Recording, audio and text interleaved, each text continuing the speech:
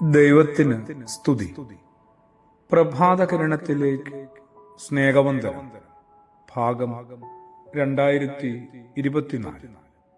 ഇന്ന് ജൂലൈ മാസം 16-ാം തീയതി, 197-ാമത്തെ ദിവസത്തിലെത്തി. നമ്മൾ ഓരോരുത്തരുടെയും ഈ മനുഷ്യജീവിതം എത്ര ഹ്രസ്വമാണ്, ചെറുതാണ്.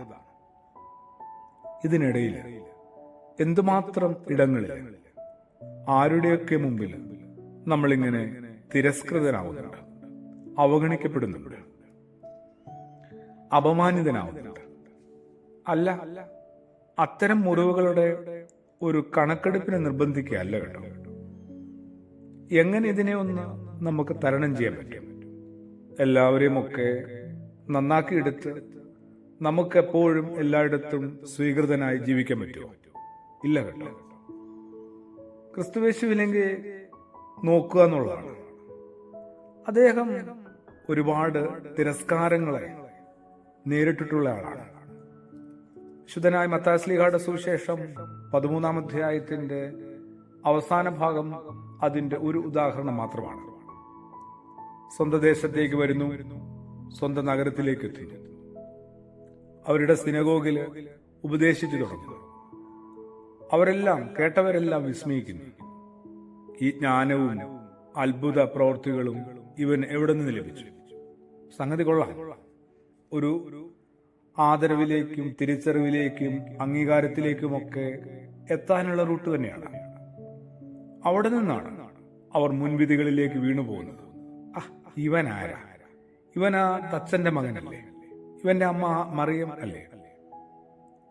ഇവന്റെ സഹോദരങ്ങൾ. കാര്യങ്ങൾ വല്ലാതെ ഇടിച്ചതാക്കുക. കുഴപ്പമില്ല, നമ്മൾ ഇന്ന് സോഷ്യൽ മീഡിയ എപ്പോഴും നടത്തിക്കൊണ്ടിരിക്കുന്ന യുദ്ധം ഇത് തന്നെയല്ലേ? എന്തായാലും ക്രിസ്തുയേശു പറയുന്നൊരു മറുപടിയുണ്ട്. ഒരു പ്രവാചകൻ തന്റെ പിതൃനഗരത്തിലും സ്വന്തം ഭവനത്തിലും മാത്രമേ ആദരവോ അംഗീകാരമോ ബഹുമാനമോ ലഭിക്കാതിരിക്കുന്നുള്ളൂ. എത്ര സത്യമാണ്! എന്തായാലും അങ്ങനെ ഒരു സ്റ്റേറ്റ്മെന്റ് ഒക്കെ പറഞ്ഞിട്ട് പൊടിയും തട്ടി വളരെ കൂളായിട്ട് ക്രിസ്തുയേശു അവിടുന്ന് പോയിട്ടുണ്ട്. മനസ്സിൽ നിന്ന് അതെല്ലാം മായ്ച്ചു കളഞ്ഞിട്ടുണ്ട്. നമുക്കും ഒന്ന് ശ്രദ്ധിക്കാവുന്ന, ശീലിച്ചെടുക്കാവുന്ന, കൂടെ കൊണ്ടു നടക്കാവുന്ന ഒരു രീതി തന്നെയാണ്, ഒരു സ്വഭാവമാണ്. പാടാണ്, എളുപ്പമല്ല.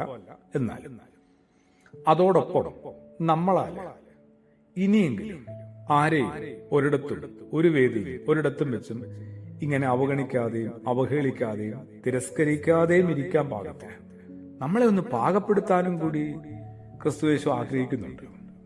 നമ്മളെ പാകപ്പെടുത്താനായിട്ട് പിതൃനഗരത്തിലും സ്വന്തം ഭവനത്തിലും കിട്ടണം ഓരോരുത്തർക്ക് ആദരവും അംഗീകാരവും ബഹുമാനവും ഒക്കെ. അതിനുവേണ്ടി നമുക്കൊന്ന് ഉത്സാഹിക്കാം, പ്രാർത്ഥിക്കാം. ആമേൻ.